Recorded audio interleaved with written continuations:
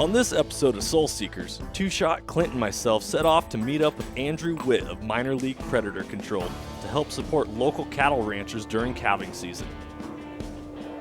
Tony gets his first shot at a coyote while we all get schooled up on the art of night hunting. Stay tuned.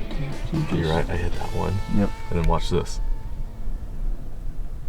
Down. I'm Johnny Mack.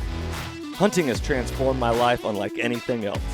It has fulfilled my soul, provided purpose, brought adventure, and created a community of support. Follow along with me as I set off into the wild to ignite my soul while seeking to transform the lives of others. Welcome to Soul Seekers. Soul Seekers, we're out here. We're on an adventure of a lifetime.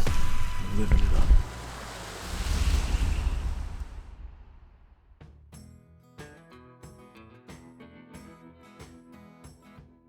As I reflect upon President Theodore Roosevelt's speech about the man in the arena and how the credit actually belongs to those who valiantly strive, I am often reminded that it takes courage to try new things and to get out of your comfort zone. And for those that do, they are often rewarded accordingly. This remains true to this day as I met Andrew at a Washington Backcountry community event last year that he drove 2.5 hours with his wife just to attend. After talking about my love of coyote hunting, he invited me down to experience firsthand what predator control is all about. With the mission of mentorship as conservation at the front of our minds, we couldn't wait to finally make it into the minor league. Hey, Nico.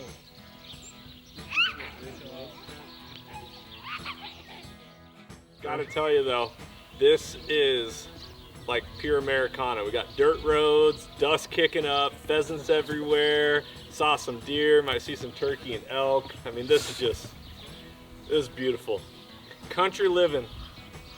Small town living here. All right, so Washington Backcountry is making it east of the mountains and doing a little coyote hunting. We got here Andrew and Mason of Minor League Predator Control, and they're gonna show us a good time.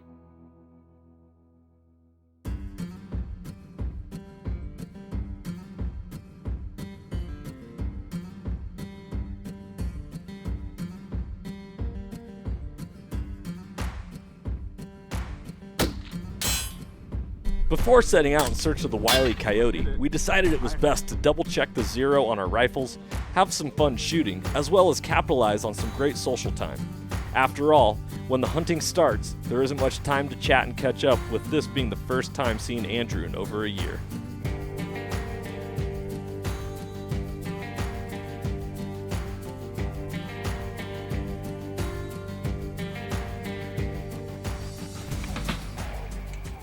Living out the mission of mentorship as conservation, Andrew and Mason couldn't wait to show us a good time and to teach us all about the art of nighttime predator hunting. Being that this was the first time Two-Shot ever hunted at night, he was in for a real treat. As we learned the technique of spotlighting for coyotes, it made for a steep learning curve as we identified animals based off their eyes and how they moved. As it turns out, spotlighting the wily predators can become quite addicting and something we all highly recommend. As we followed the light while it rotated back and forth, our eyes took some time to adjust as we started to pick up a reflection in the distance.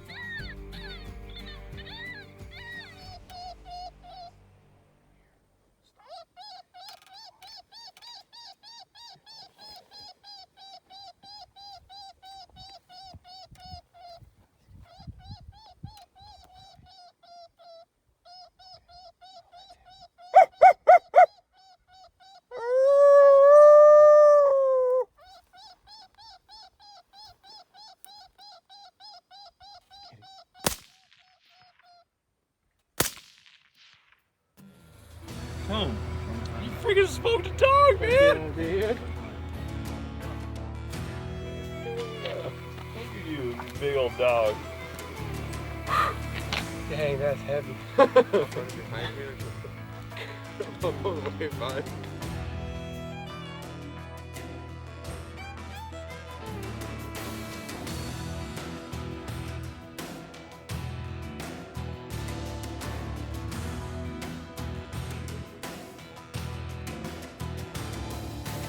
With the excitement from the night before still lingering, we couldn't wait to get after it and start chasing more coyotes.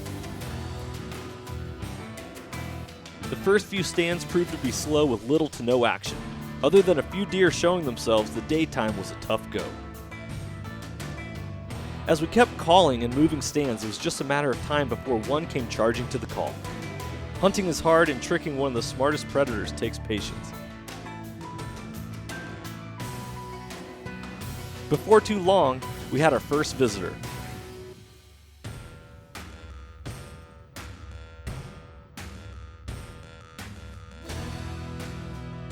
While I was behind the gun trying to locate the coyote, Two Shot was behind the camera waiting for the shot and wondering why I wasn't pulling the trigger.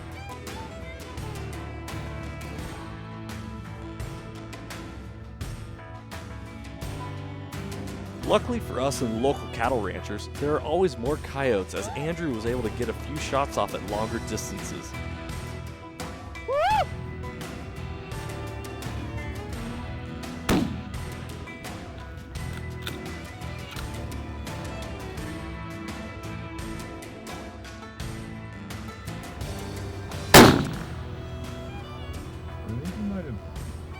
You ready, reload? With the coyotes not responding to our distress or mating calls as well as we had hoped for, we also had a tough time battling the wind, as Andrew was finally able to connect with one after a long day and a lot of close calls.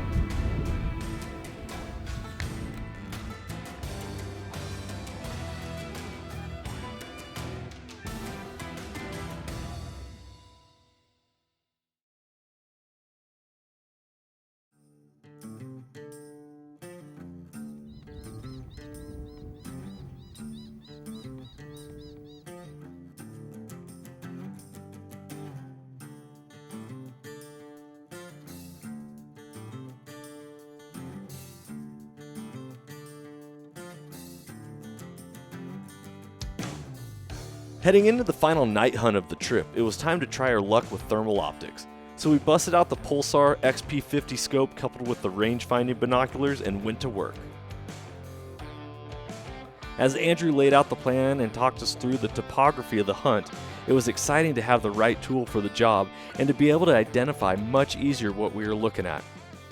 Yeah, so normally we'll come in here with 2 really big spotlights.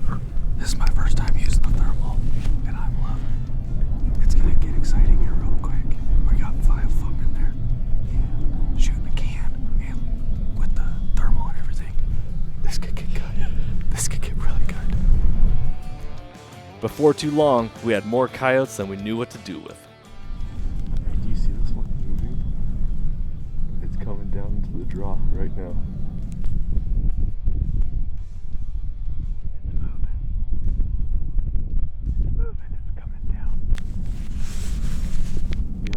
Crosshairs are on that bad boy. Yeah, so that's that 10-foot deep draw that I'm talking about.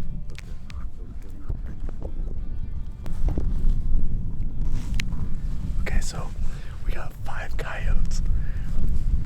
There's a hill and there's a little draw. There's a dead cow over here. And so how far away do you think we are?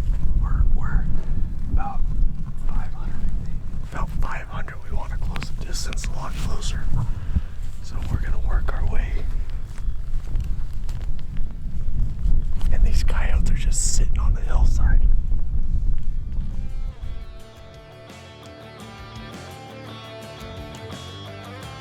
After closing the distance and setting up for the shot, what I thought was going to be an easy center mass punch on one coyote quickly turned into chaos with dogs running in all different directions.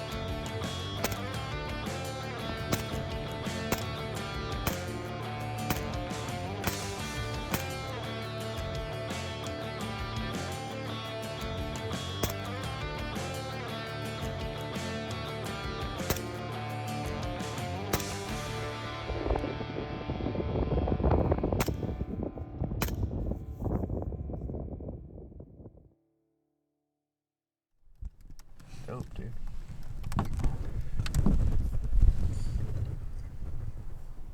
There we go.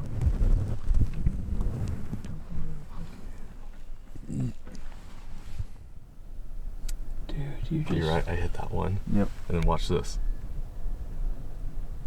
Down, right there. Yep. And then those other 2, and then there's a third. So there was a 4th coyote. So he's out in that field. And then I was just missing all these. How dope is that?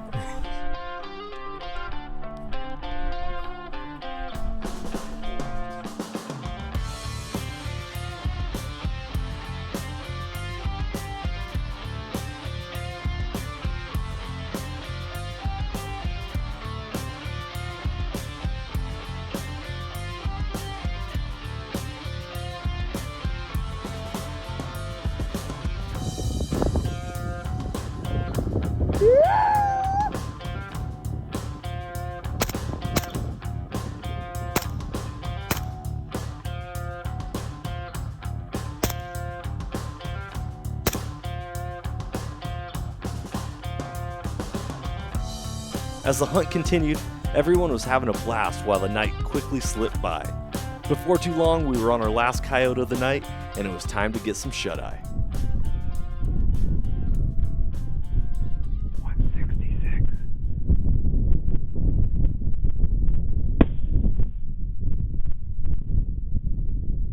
Be ready, be ready. Keep an eye on him. He's moving, but he's still there.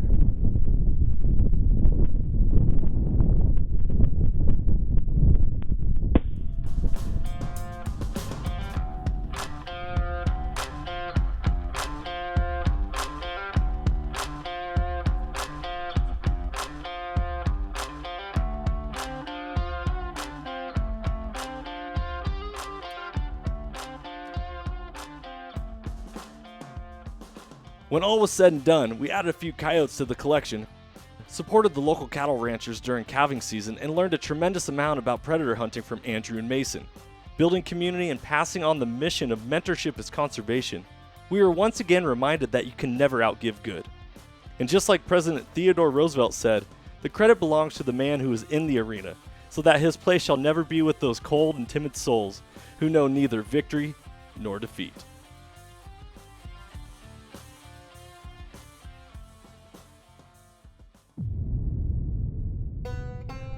This is a human boot track. I'm trying to follow them to find the coyotes. So far, it doesn't work.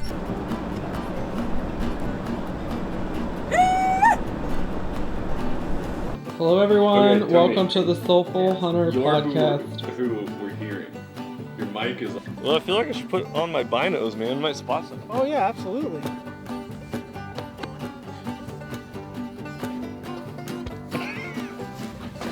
Boogie, boogie, boogie.